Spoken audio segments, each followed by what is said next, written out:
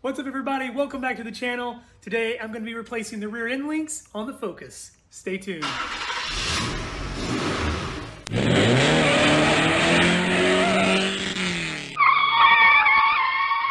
I've had the ST for a little over 2 years now, and I bought this thing pretty much completely stock. So I've done a lot under the hood. I've done a lot aesthetically to this thing to make it look nice. But one of the things that I have never touched is the suspension. So I've noticed ever since I bought the car that it rode a little rough, but I've always had a truck. I've always driven a truck, and I just thought maybe these smaller cars, the suspension just didn't compress as much. And so riding rough was just, one of the things I had to deal with. But everybody that gets in this car and rides with me always notices and hears the exact same thing that I've always heard. And it's in the back passenger side, and I'll get under there and show you what it is. I've got the rear of the car jacked up, so let me show you these end links. So on the driver's side over here, you can see that this bottom bushing is very worn out, definitely needs to be replaced. Everything else looks okay, but when we come over to the passenger side, you can see that the bottom bushing is completely missing. So definitely where I'm hearing the clunking and clanking sound, it's just metal on metal every single time I hit a big bump. So I'm gonna show you what I've got to get these replaced. Here are the replacement end links that I got. There are only a few options for replacement end links on this Focus ST, and most of them are geared towards racing applications, autocross, track days, things like that. But I don't do any of that, so I went with more of a factory replacement, and I went with this Moog brand. You can find them on Amazon and eBay. I got this set off of Amazon because it was cheaper, but it comes with the end links. It comes with 2 nuts for the bottom, washers, and bushings. Installation of these end links is very straightforward. It's very easy. So you've only got 2 nuts to remove. You've got this one on the bottom, and then you've got one on the inside of the sway bar right here. So I'm going to remove the wheels, and it's going to make it a lot easier to get to that inside nut. I've got both the back wheels off, so let me show you over here on the driver's side where you can reach the top of the end link.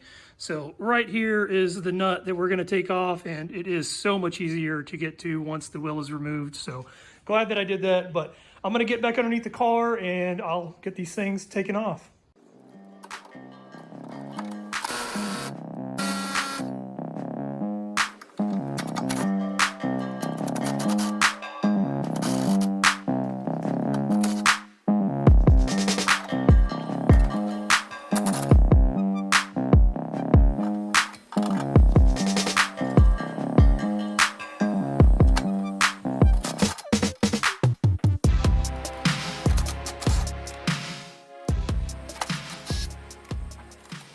I've got both of the old end links removed, so you can see right here is where it attaches at the top to the sway bar, and then down here on the bottom to the subframe. But I wanted to show you guys a comparison with the new ones and the old ones. So even though I didn't go with one of the higher end aftermarket end links, these are definitely much beefier and much more heavy duty than these stock ones. You can see just the circumference and the size difference. But I'm gonna go ahead and get these new ones on there, and we should be good to go.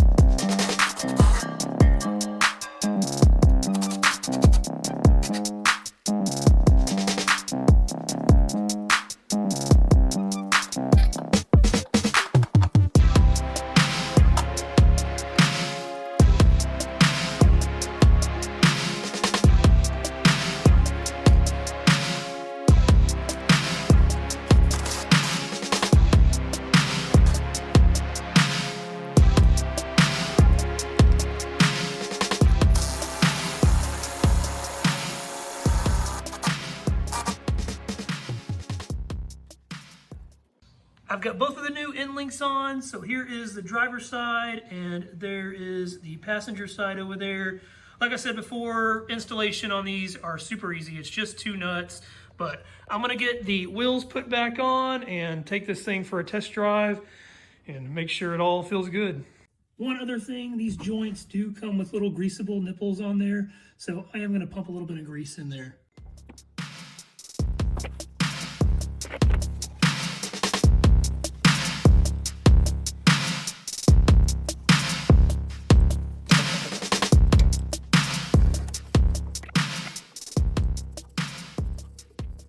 I'm back at the garage. I went and drove about 40 or 50 miles just to kind of break these things in. But I did get down here and retighten the bottom part where the bushings are.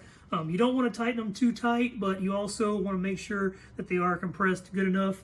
That way this thing does not have any kind of vibration.